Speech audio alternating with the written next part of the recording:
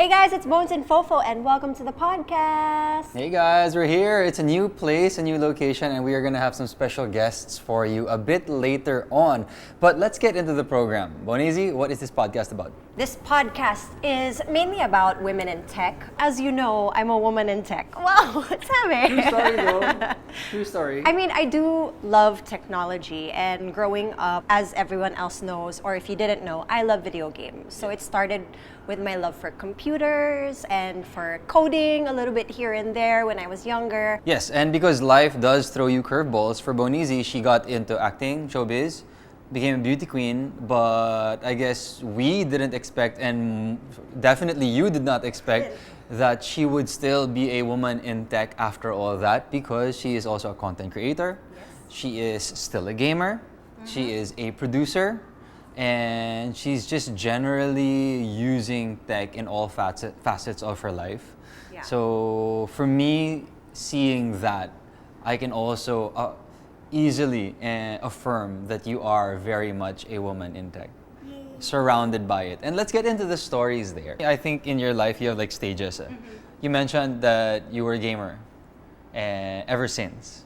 So maybe we can go through the different stages that you had. Okay. So you being a gamer, you getting into showbiz, and then the transition within showbiz into content creation, being the first beauty queen, video game streamer, etc., etc. I think my love for technology in general started when I was in grade school. We had ano pa ba yun? Yung parang yung Macintosh dati.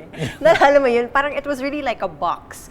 Tapos ang pinapagawa lang sa amin is spell the word. As in, ganun kasimple. But I was just so drawn to it. I was like, wow, I can't believe something can ask me to do something or it'll compute different things for me. And I'm like happily following along. And I was a kid at this point. And eventually, my dad, we had a computer at home and he said, here's this website, you can make your own website. I was like, how do you do it? He's like, I don't know, research mo. So talagang nilagay niya ako dun sa posisyon na yun na because he knew I love computers and technology so much. He really just threw me into the sharks in the deep end and sabi niya, dahil gusto mo to, figure it out. And eventually I did. And then I started like figuring out, paano ba yung copy-paste nito? How do I code my own website? Eventually from there, it became from tech to writing stories online. Oh yeah, you had a live journal, right? Parang I had like a diary online. Gotcha. The live journal? Di mo ba ginamit I don't journal? have it. Zanga. Okay. Yeah, and then I'm just gonna share one super small tidbit. I think we played the same game. Did we play Jumpstart? Did you play Jumpstart? You know the school game? Yeah, yung parang per grade. And then may grade ka? Yeah. Matanda na talaga tayo. Okay, but anyway, so let's move on. So that's us as your kids, you specifically. And then moving on, you jumped into showbiz. Obviously, you went the beauty queen route. You did not think that you were gonna stay in the tech field. Because I was in a field that was so parang glamorous artsy.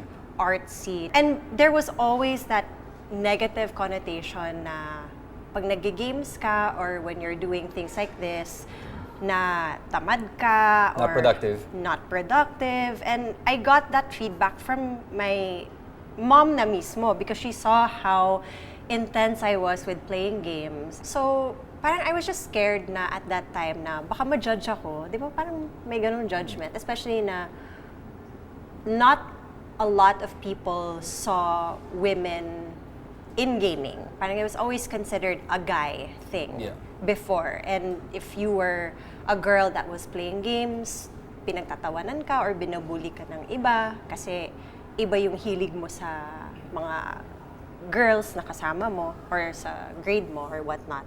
So parang I wasn't sure how I was going to show that or if I was going to show that at all kasi baka nga ma-judge ako. Yeah, but little did we know that that love for games actually kind of set the foundation for you because after you won Miss World, fast forward to around 2017, 2018, that's when content creation started to slowly grab hold of basically everyone's lives. Yeah, grabe no? Grabe yung parang shift bigla. Yeah, and I started it and I shared this with you. Yeah. And you slowly got into it. You started shooting a bit more. Yeah. You started using all the editing skills you learned in school. Yeah. And then come 2020, we were full-blown content creators already. Shortly after the pandemic, you also made a big decision, which was Which was to what? start streaming. That was just before the pandemic. Was that just before the pandemic? I started streaming beginning of 2019. Oh, okay. Yeah. Again. Okay, so backtrack. Ragnarok Mobile came out end Yeah. of 2018, and it's a game that Mikael and I used to play when we were in high school. We didn't know each other, but we played that game. And when it came back, some of our guildmates were streaming, and that's how it all started. Yeah, and I told Megan that, if you're going to invest this much time into games, because she was spending so much time. She was playing Ragnarok and another game called Stardew Valley. Yeah. And I told her, Bones, if you're really going to do this, streaming seems to be a big thing now. I want you to try this out. So that para ma-justify namin yung time na linalagay ni Megan doon sa doon sa gaming niya. Yeah. Little did we know that when Megan tried it out, she was actually the first beauty queen to go video game streaming here in the Philippines. So that kind of also became your, I guess, your imaging. Yeah. Or your branding. Beauty Queen Gamer. Beauty queen gamer kasi walang iba eh. And then Wala. now, ang dami nang nag-games na Yeah. beauty queen. Actually, there are a lot of Filipino beauty queens na gamers. Yeah. Like sila Pia are also really big gamers din. But aside from that, di ba nga sabi ko kanina, I had fears of being judged or parang people labeling me as certain things when they would find out na I was a gamer. When I started streaming, lahat ng worries na yon nawala. Yeah. Kasi I had other women gamers who would watch my stream and say, it's so nice na nagsistream ka, na nakikita ko may babae na parang public figure na kilala ko na nagsistream. Parang yung worries ko were their worries as well. Na parang they would be labeled certain things and tatawaging tamad, etc. etc. Or hindi bagay sa girls, Or na di daw nag-games. bagay sa babae, pang lalaki lang daw yung mga games. So parang, I was like, I am so glad na I let myself be vulnerable and I let myself take a risk by showing something that I love and care about to other people. Yeah. Kasi hindi lang pala ako nag-iisa. So, masaya. Now, 2024, it's so nice to see Bones super engaged with her tech side, with her gaming side, because she's also developed communities and friends around it. Yeah. So you play Pokemon, you have your Gamer Girls group, you have your group, the Pokemon group also, which also overlaps with your BTS and K-pop groups from time to time. So napakasaya niya because Bones taking that risk and diving into, I guess, an industry or a place that can be very intimidating and very scary, has turned into something more and something that is a big part of her nowadays. Yeah. How is it for you supporting me, your wife, in my tech era? Two things. So the first one is frustrating. Bakit frustrating yung una? The second one is fulfilling. So it's frustrating because it takes so much time and effort to convince Bones to try out something new. Yeah. And then sometimes, even when she's doing it, when she's streaming, makikita mo na ayaw niya gawin eh. Naiilang siya. May doubt. Lagi ako may self-doubt. Oo, talaga. hindi siya naniniwala sa process. Yeah. So, para sa akin, that's where I have to come in and I have to support her and I have to be patient. Yeah. So, Just of the course, process. internally, it's frustrating, but outwardly, I don't show it to her. Sorry naman. But at the end of the day, I am super duper happy and I feel super fulfilled because I knew that Megan, knowing her personality, she was going to find something. Like, I knew you were going to find something in this new adventure that you were going to go through. And true enough, you did. And that makes me happy because right now you're exploring on your own and you're teaching me things, and it's not just me teaching you things now. So it's kind of gone full circle. And I guess using this very quick conversation between you and me, I think it's nice time to segue into the next part of this podcast, where we are going to bring in two very, very special guests. First up, we have Mikael Podcast. She's currently going after her second degree in BS IT Network and Cybersecurity at Mapua Malayan Digital College. But that's not all. Mikael is also a working mom. She's juggling school, work, and family just like a pro. Her story is all about determination and making things happen. And joining her is Jenny Chua, the Vice President for Marketing at Mapua Malayan Digital College. Jenny's been a key player in making MMDC a game changer by making school more accessible and flexible for everyone. Thanks to their innovative programs, so many students, like Maricar, are able to pursue their education while managing their busy lives. We'll be talking about their journeys, the challenges they've faced, and the lessons they've learned. Welcome to the podcast! Yay! Si Cara right now is studying her second degree in BSIT Network and Cybersecurity in Mapua. Tama ba yun? Okay, and Cara, you are a working student, mom, aspiring TikTokerist. Tama ba yun? Tingnan po natin. Okay. To Susuportahan be ka determined, namin. pero sana tama yung multi-hyphenate title mo na yun. But I guess just to get started with Cara, Cara, being that you are a working student and working mom, what exactly do you do? Like, where do you work? Tell us more about your background. I'm currently a program and project management analyst in a corporate company, IT/BPO company. So I help po yung mga project managers in overseeing the project, making sure na compliant po sa mga business requirements. All this work ginagawa mo from home? Yes. And then, wala kang requirement to be at work at all? Comply lang po sa once a month. May times din po na pag na-deploy po sa project na mag-require na mag-office. So, pwedeng more than once a month na yung project. So, medyo blessed po ako. So, timing din. This was around the same time na talagang naghahanap ka ng school Yes. na pwedeng mapasukan. Ano ba yung first degree mo? Curious lang ako. Hotel and restaurant management. Bakit mo naisip na sa IT pumasok kung yung background mo initially was hotel and restaurant management? Yung pinaka-first na course ko po talaga is computer engineering. Yun po din po ako in-enroll ng parents ko. Kaso lang, nung time ko po na yon, medyo may sepangs ako sa mga classmates ko. So yung mga classmates ko kasi, after a term, nagsipagpuntahan ng ibang bansa, nag-stop ng school. So parang ako, wala na akong friends, nalungkot na ako. So, nag-stop ako. So yung mama ko, sabi niya, I'll give you a second chance, enroll kita sa mag-HRM ka. Sabi ko, okay, sige, mag-HRM na lang ako. So nabuo na rin yung bagong pangarap naman na mag-abroad. Nag-working student ako as a call center agent at first. Same company pa rin po. And then, since 10 years na po ako ngayon sa company, so yung work ko, more on computer. So, sa computer lang ako nakaharap. And then, kahit after nung graduate ako ng HRM, parang may kukulang pa rin. Parang gusto ko pa rin, more on IT, more on tech pa rin yung industry. Naramdaman mo lang talaga? Opo, since nasa IT company po ako Ilang years ka na with Mapua? Right? 1 year po. 1 year. Mag-second year this August. Okay, so before we get to Jenny, I'm just curious, paano mo nahanap yung Mapua Malayan Digital College? I was just browsing po sa Facebook. And then, when I read the digital college, na-curious ako na digital. Tapos nag-inquire na po ako. So, dun ko po nalaman na wala pong site. Hindi po kailangan mag-study sa school mismo.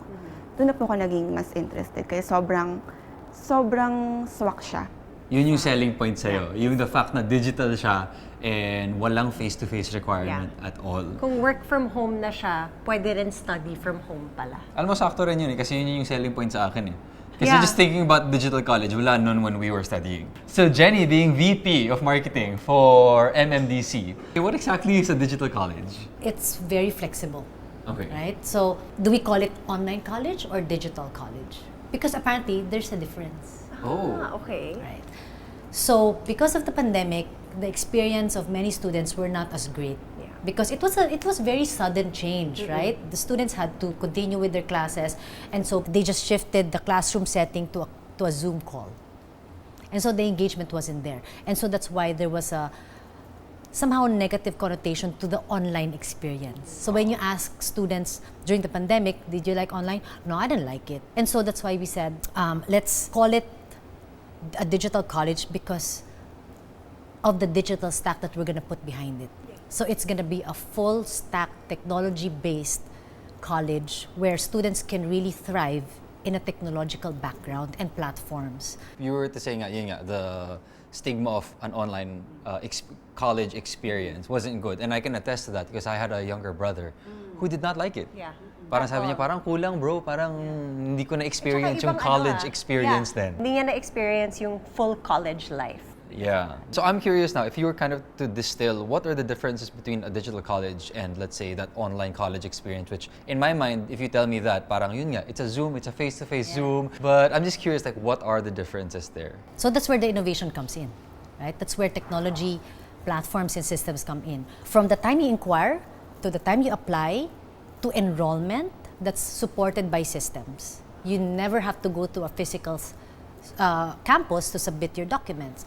And then once you become a student, you also get to a learning management system that we built. You log into a platform, you get all of your content there, you access all of your learning modules there, right? Videos, ebooks, all these things that you need to study on your own. And then the way we also designed the digital college is not like you study, you memorize all these things, and then you take an exam. Right? We took that out. Why? Because students don't learn that way in the real life, in the real world, right? In real world, when you graduate, you're not going to be trained pa by your employers. Wala na silang time for that. You need to be plug and play. And in the real world, you will be solving problems. You're not going to be training. Yes, of course, there's some skills or roles that you need to train for, but it's really a plug and play mode now. I love that factor also na parang you don't have to memorize a bunch of weird dates, yung parang certain circumstances na wala namang connection dun sa, I guess, yung course na kinukuha mo. Kasi parang I felt, while I was studying growing up, okay, I'll just memorize this. But then later on, I'll have to forget it kasi ang dami-dami ko na naman i-memorize later on for another subject, various subjects, and it goes on. So having that more practical approach is so, I guess, enticing for students that want to have more real-life experience pagdating sa trabaho at pagdating sa school. Para sa akin, if I were to translate and kind of absorb everything you mentioned, one word pops up. For me personally, it's convenience.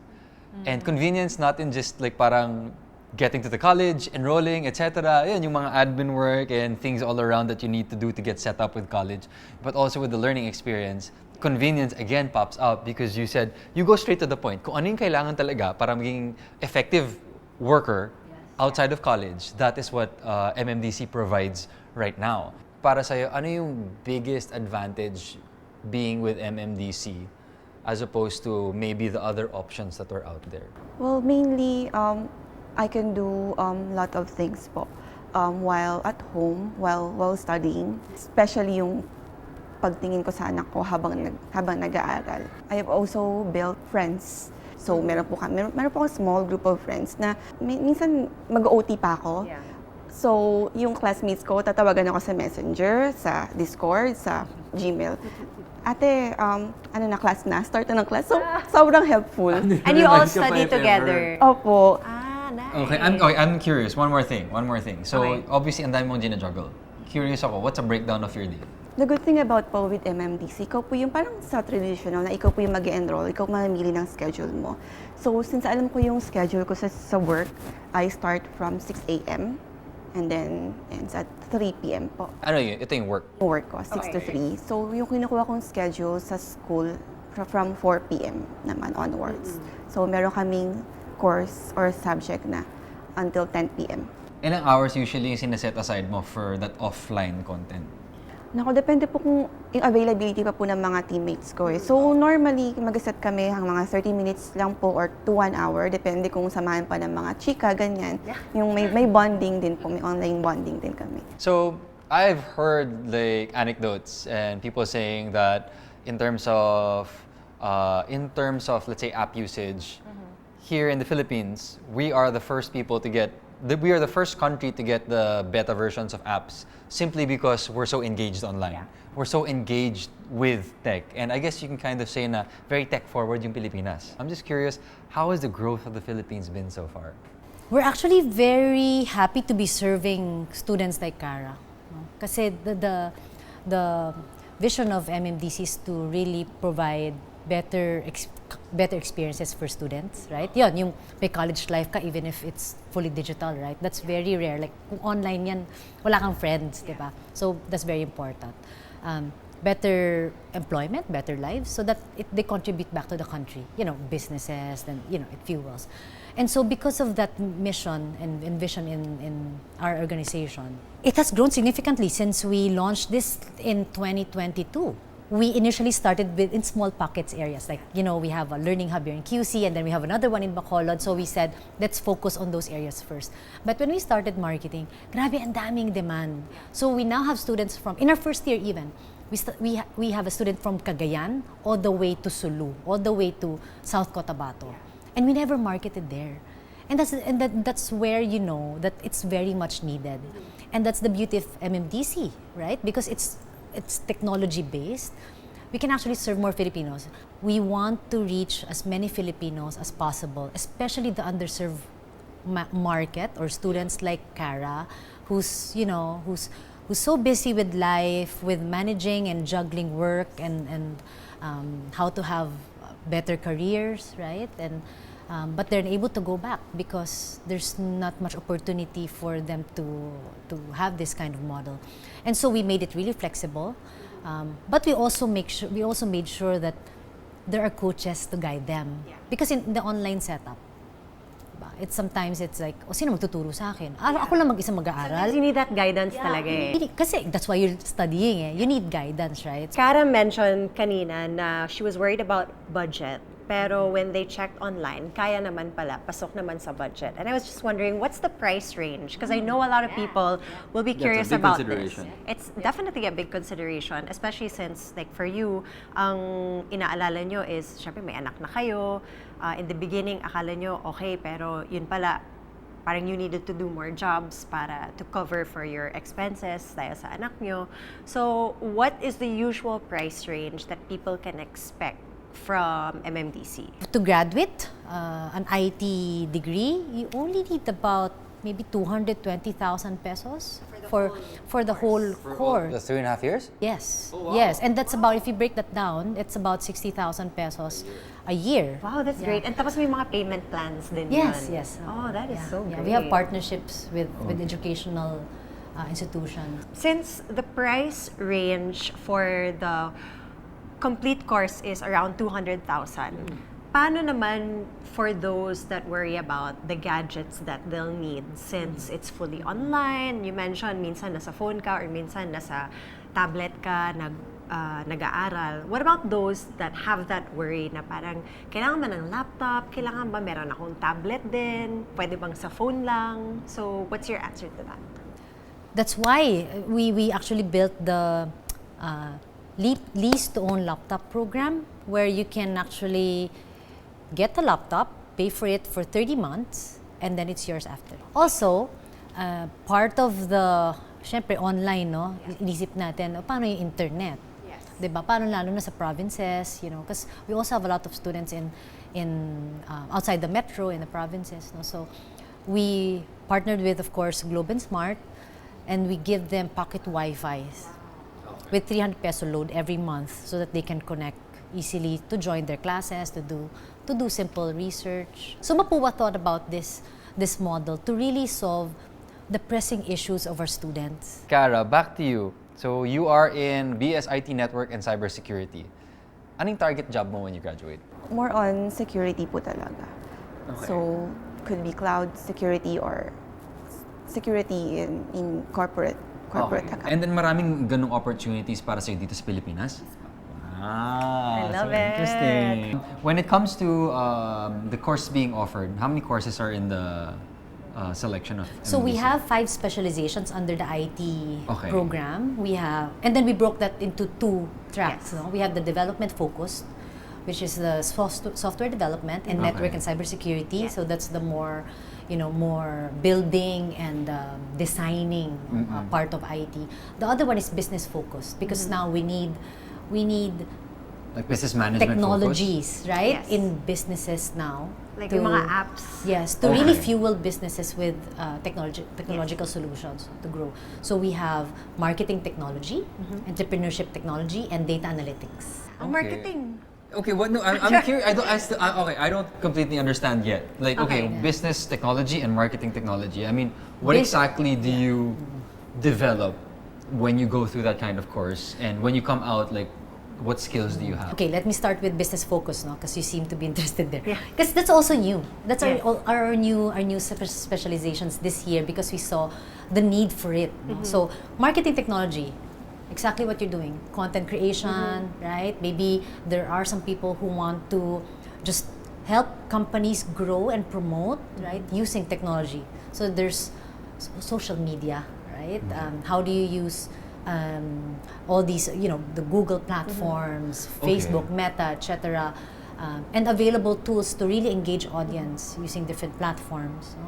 How do you convert and help companies get more customers Yes, really yes. for the business? So that's what they're gonna learn. But they're also gonna learn some coding, because this is an Gotcha. IT program. Now, if there are students and if you guys want to set up your own business, like a startup, then you can go for the entrepreneurship technology because you're gonna learn how to set up your website, mga plug and play, and then the data analytics, of course. So that one naman, we have a lot of students under data analytics also because it cuts across different industries, Yeah. whether Yeah. you will start your own company or market a particular brand or even develop your own products. What Yeah. we're teaching our data analytics students is how do you read data? How do you make a story out of your data?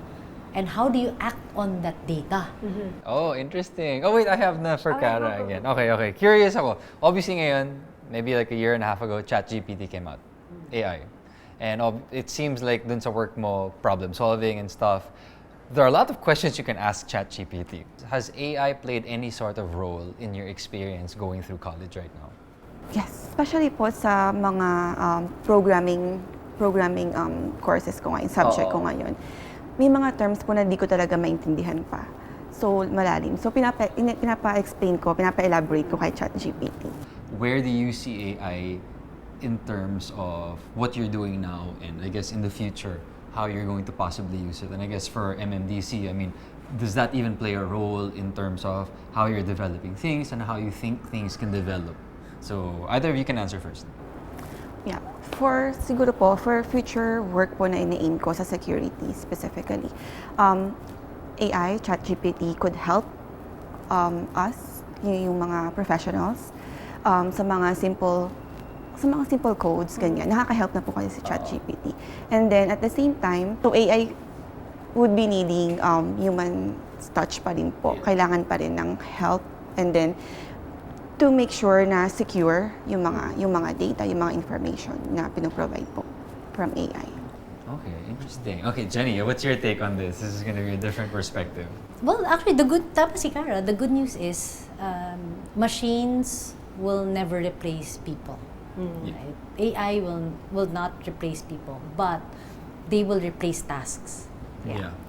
Like yun, di ko na kailangan ng researcher because konting clicks lang, you get the information that you want, right? Or admin or clerical jobs, right? So, what organizations are looking for, or what our organizations are looking to do, is to upskill their people. Yeah. So that they can well work with machines and AIs, or such as AIs. And so, particularly in MMDC, we actually empower our students to use them, but use them effectively. Hindi pwedeng, of Yeah. course, you To know do what I the mean? job To do for the job you. for you. Yeah. It's important for us humans and workers to continuously be relevant to us, for us to be competent in the job market, right? And that's why we're like Cara, while she has experience in IT already, she still wants to have that degree because that's continuously upskilling and learning new things. Lalo na with technology, ang dami. So you always have to learn.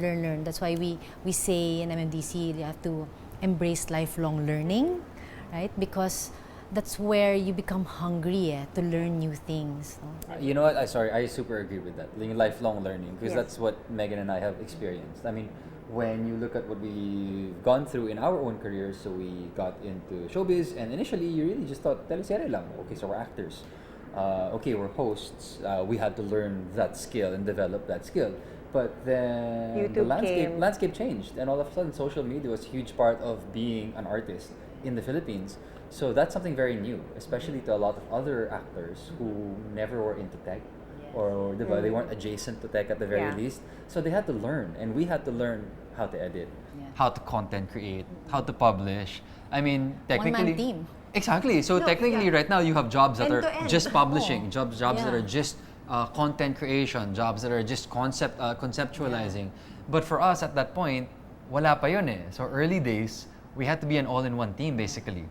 So I do agree with that lifelong learning, and I think that if you can accept that kind of lifestyle and that kind of mode of going through life, it will be very beneficial. Yeah, I think honestly we've had such great conversation about yung journey mo bilang isang working mom student, and of course Jenny was able to run us through kung paano na provide ng MMDC yung ganong environment for Cara and of course for other students of MMDC. So I guess now what can you, I guess, tell future students or people na interested in MMDC kung bakit sa tingin nila ito yung dapat piliin nilang school? Well, kapag marami ka pong ginagawa sa buhay, like me, and gusto mo pa rin talagang mag-school, gusto mo pa rin talagang pagpatuloy yung pag-aaral mo, sobrang big help si MMDC sa lahat. And then, sa traditional school, yung quizzes, exams, different siya with MMDC. Dito kasi more on, you're working on it na. More on practical. Yeah. So, ma-apply ko siya agad. Magkakaroon agad ako ng idea kung ano yung ginagawa ng role. Kapag nag-apply ka na ng ganitong role, in the future, ano yung gagawin mo? Ano yung expect sa'yo? Ano yung i-expect mo? So, ayun po. Okay. Alright. And for Jenny naman? Yeah, like what I mentioned kanina, we always encourage our learners to embrace lifelong learning. Kasi that's how we can be the best versions of ourselves, right? And I would encourage those who are thinking of restarting their college journeys to not hold themselves back. We always say it's never too late to start. We have students who are from 18 years old to up to 52 years Yeah. old. And so we want to be able to contribute back to the growth of our country. And for us to do that, we need more professionals, particularly in the IT industry, because Yeah. we're not able to fuel businesses without technology. True. Yeah. Right? And True. so that's our way of contributing back to the economy and to the country. Being the better version of yourself. Yeah, I mean, I guess at this point we've really covered quite a bit, not just MMDC but experiences of Cara, and we've been able to share our thoughts on it as well. And as we wind down, I mean, if you have any final thoughts regarding, I guess, our ever-changing landscape. Kasi para sa akin, ang dami nangyayari. Yeah. Ang dami nangyayari, and this is a really, really nice conversation for me and Megan to get updated on what's happening in the educational system also. Ako, I never thought na parang there would be another opportunity to study. Kasi parang ang hirap eh. Like, for me to be able to go to school, the physicality of it.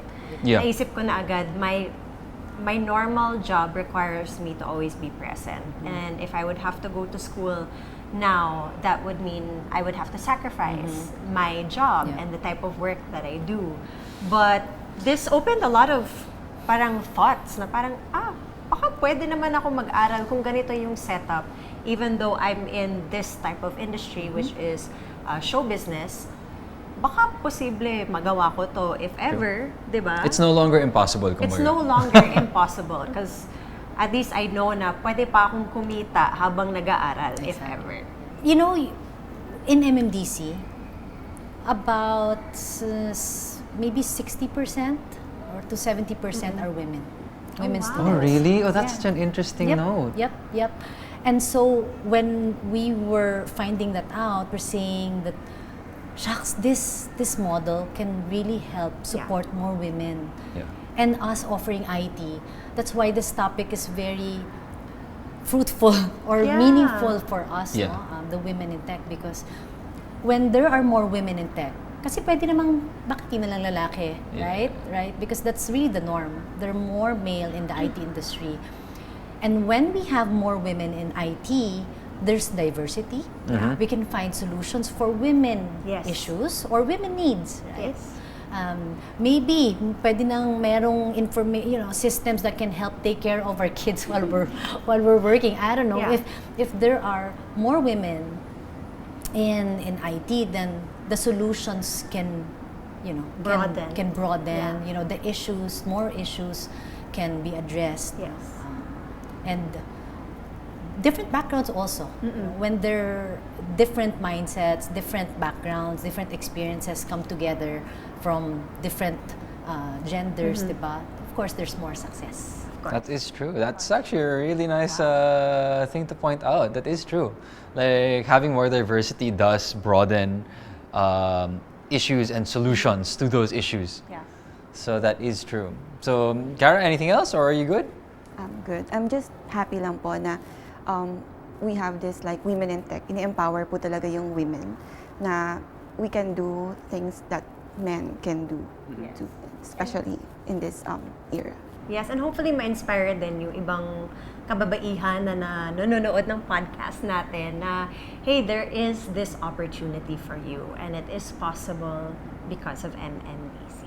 Yeah, and with that, I think we would like to wind down the podcast. If you have any questions about what we are discussing, if you'd like to inquire with MMDC, we are going to put all the details in the caption. Yes. And we'll be posting about it. And of course, I'm sure you can visit their website. Like I said, we'll add all the details down below. But with that, I would like to personally thank Cara and Jenny for joining us in this wonderful podcast. I enjoyed the conversation. Thank you so much for being here with us. And with that, we end the podcast. I am Fofo. And I'm Bones. Bye. See you guys.